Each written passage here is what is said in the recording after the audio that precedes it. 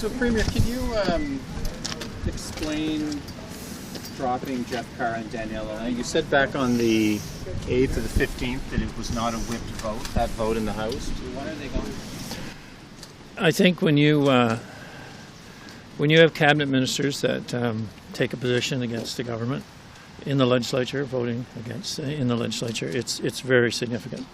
I think if you look at certainly the parliamentary system that we operate under, cabinet confidentiality, cabinet support, and is paramount, and so I think that speaks for itself. But you had said it wasn't a whipped vote.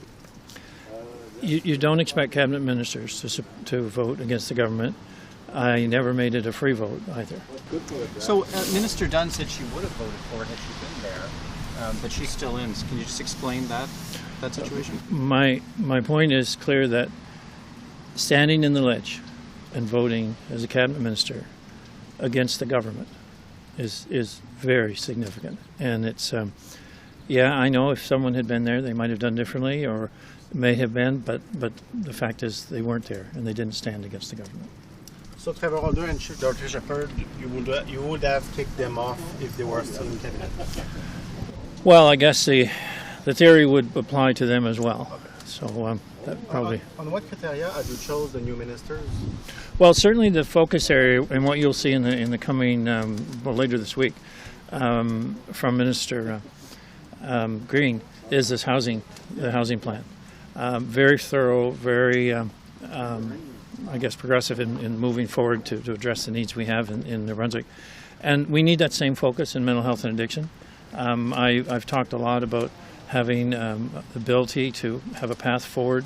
Judges will tell us, there's situations that they have nowhere to really place people in order to have them, work to rehabilitate and to move forward. So it's a focus for us to have that. I've talked about it for some time, and the same issue goes under the seniors portfolio. Is that this becomes more and more of an issue. We still, work to find ways not only for better senior care at home, but better ability to move people through hospitals into the appropriate settings, and so it's to have a singular focus on issues that are really critical to us right now, and really get some traction. Without Daniel Alain, who are you expecting to be the next spokesperson for the Acadian community in New Brunswick and Francophone community? Yeah, so it's that's unfortunate that Daniel is not there now. But he'll continue to be a valued member in our caucus, and I'm sure he'll continue to represent the community, along obviously with Réjean and Glenn's part of that as well. So I would say, but being in caucus is still valuable. Did you tell these ministers anything about what you expected of them in terms of loyalty and votes and these kinds of issues that sometimes come up and create dissent?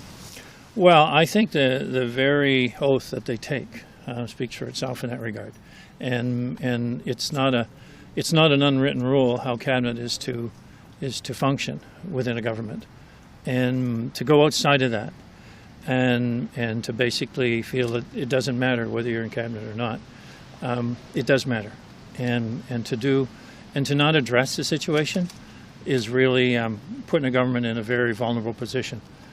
So we have to respect the parliamentary system that we're in, and the sanctity of cabinet, and the fact that we'll have very frank and open discussion in cabinet or in caucus, but in cabinet, you have to have solidarity. How much of this is going to solve the internal strife that you've been facing, this change that you have, or is it just a band-aid? Well, I would say it's more than a band-aid, but I'm not going to suggest that the other issues go away either.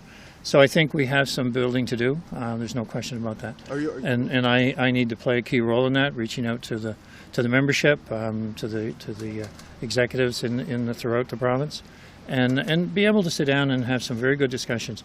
Because the one thing that we do certainly all agree on is that our province is doing unprecedented things throughout New Brunswick, and we don't want to lose that momentum. So we can't allow our internal issues to overtake the provincial success, and that'll be the focus of how do we get ourselves back on track, because we must. Our province deserves that. With the letters from Dorothy Shepherd and Trevor Holder and their criticisms of your leadership style, are you going to do anything different this time around? Well, certainly, you know, a lot of that did come out after the fact. I mean, Trevor was